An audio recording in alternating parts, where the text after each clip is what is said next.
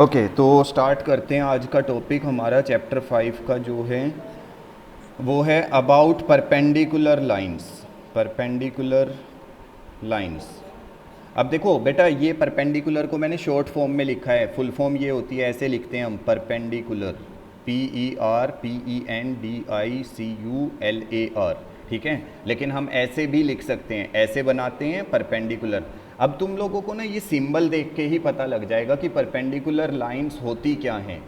देखो, when ever two lines, अगर हम दो लाइन्स लेते हैं, देखो एक फर्स्ट लाइन ये वाला and one more line we are taking, suppose एक लाइन और ले लेते हैं ये वाला।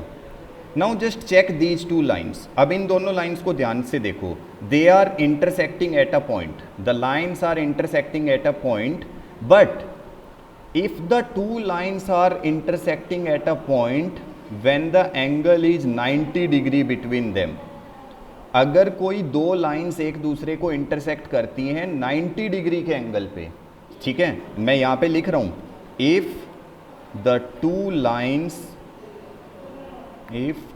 Lines intersect each other, if the two lines intersect each other at 90 degree, अगर दो लाइंस इंटरसेक्ट करती हैं 90 डिग्री। 90 डिग्री कब होता है बेटा? जैसे मैंने तुम लोगों को अभी एंगल्स में बताया था, इस तरह से जब एंगल फॉर्म होता है ये 90 डिग्री का एंगल बनता है। तो जब भी दो लाइंस इंटरसेक्ट करेंगी 90 डिग्री पे, देखो मैं और लाइंस के एग्जांपल लेता हूं। ऐसे एक लाइन मैंने ड्रॉ किया, then again I am taking a line, तो देखो यहाँ पे भी जो दोनों लाइंस है वो 90 डिग्री पे इंटरसेक्ट कर रहे हैं। Then we say what? Then we say the lines are perpendicular, the lines are perpendicular. दो लाइंस परपेंडिकुलर होती हैं। Perpendicular means when they are intersecting each other at an angle of 90 degree. अगर 90 degree पे, देखो अभी मैं क्या करता हूं, मैं ना यहाँ पे कुछ लाइंस बना रहा हूँ, दिस वन, ठीक है, फिर मैंने यहाँ पे एक लाइन। तो अब देखो यहाँ पे जो है ये लाइन L1, ये L2, ये लाइन L3। So L1 and L3 are they intersecting at 90 degree? Yes. So L1 is perpendicular to L3। कैसे लिखा जाता है परपेंडिकुलर को, ये भी देख लो। L1 देन हम लिखते हैं परपेंडिकुलर टू L3, ठीक है। देख लो ये परपेंडिकुलर का सिंबल बनाया मैंने, ये सिंबल है परपेंडिकुलर का, ठीक है। L1 is perpendicular to L3। अच्छा, क्या L2 परपेंडिकुलर है L3 के? Yes. Then you will write L2 is perpendicular to L3। अच्छा, क्या L1 और L2 परपेंडिकुलर हैं? L1 और L2 नो। तो तुम क्या लिखोगे? L1 is not perpendicular to L2। L1 is not perpendicular to L2 क्योंकि L1 और L2 ने एक दूसरे को 90 डिग्री पे इंटरसेक्ट नहीं किया है। So the lines which are intersecting each other at 90 degree, then we say the lines are perpendicular. Just remember the thing, if the two lines are intersecting at 90 degree then they are perpendicular, otherwise they are not perpendicular. Okay, next is हमारा ये वाला topic बहुत ध्यान से समझना। This is about types of angles, types of triangles. Angles हम पढ़ चुके हैं, it is about types of triangles. अब देखो टाइप्स ऑफ ट्राइंगल, ट्राइंगल को ना, ट्राइंगल तो तुम लोगों को सबको पता है, 3 साइडेड पॉलीगन जो होता है ना, 3 साइड जिसकी होती हैं उसको ट्राइंगल बोलते हैं, ठीक है। लेकिन ट्राइंगल में भी अलग अलग टाइप होते हैं, ठीक है। अब इस टाइप्स में ना एक तो होता है on the basis of sides, एक तो जब हम सिर्फ साइड के बेस पे करते हैं कि हम एंगल्स नहीं देख रहे हैं, we are just looking at the sides of a triangle on the basis of sides, and the second one is on the basis of angles, on the basis of angles, angles के base पे, ठीक है। तो बेटा देखो, जब हम on the basis of sides, sides के बेस पे बात करते हैं, तो साइड के बेस पे देखो एक ट्राइंगल हो सकता है हमारा इस टाइप का, first type of triangle in which all the 3 sides are equal. देखो यहाँ पे this side, this side, this side, all 3 sides are equal, all three sides are equal. So if all the three sides are equal, the triangle is called as what? It is equilateral triangle. Equilateral triangle.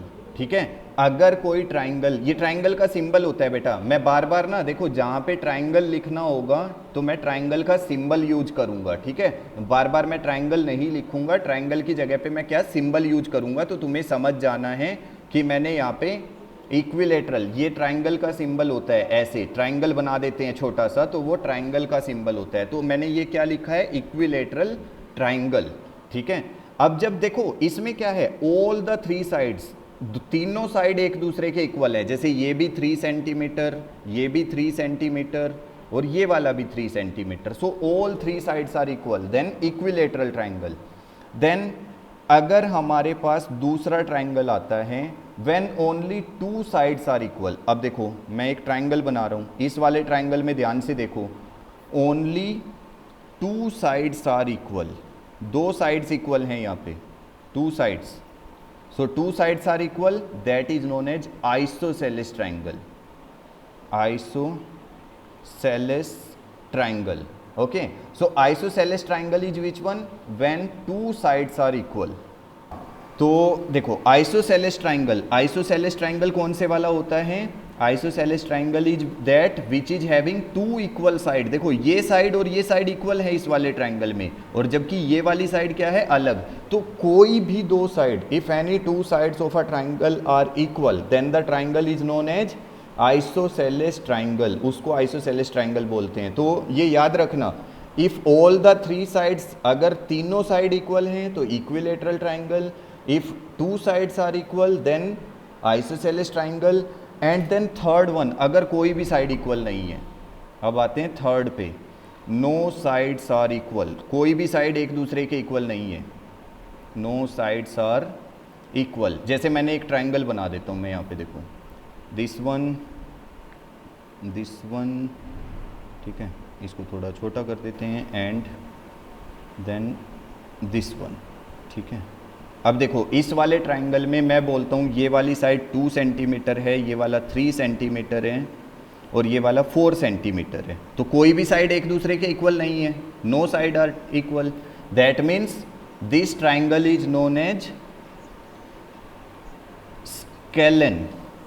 तो यहाँ पे देखो, तो ऐसा triangle क्या कहलाता है, scalene triangle, ये कहलाता है scalene triangle. So scalene triangle is which one, in which no sides are equal. तो बहुत सिंपल है, if all three are equal, अगर तीनों साइड इक्वल हैं इक्विलेटरल ट्राइंगल, दो साइड्स इक्वल हैं isosceles triangle, and no sides, कोई भी साइड एक दूसरे के इक्वल नहीं है, then scalene triangle.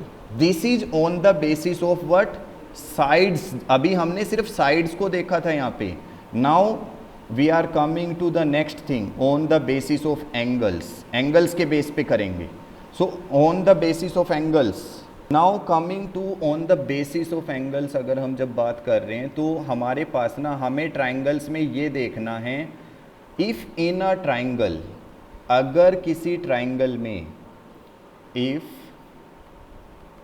In a triangle, if in a triangle all angles are less than 90 degree, अगर किसी ट्राइंगल के सारे एंगल जो है 90 डिग्री से कम होते हैं, then it is called acute angle triangle, acute angled triangle, तब उसको क्या बोला जाएगा, acute angle triangle. Then second one, if in a triangle, if in a triangle any angle is greater than 90, greater than 90, अगर किसी triangle का कोई एक एंगल 90 से बड़ा हो जाता है, जैसे मैं एक ट्राइंगल ड्रॉ करता हूँ, देखो मान लो मैंने यहाँ पे एक ट्राइंगल ड्रॉ किया है, ये वाला, ठीक है।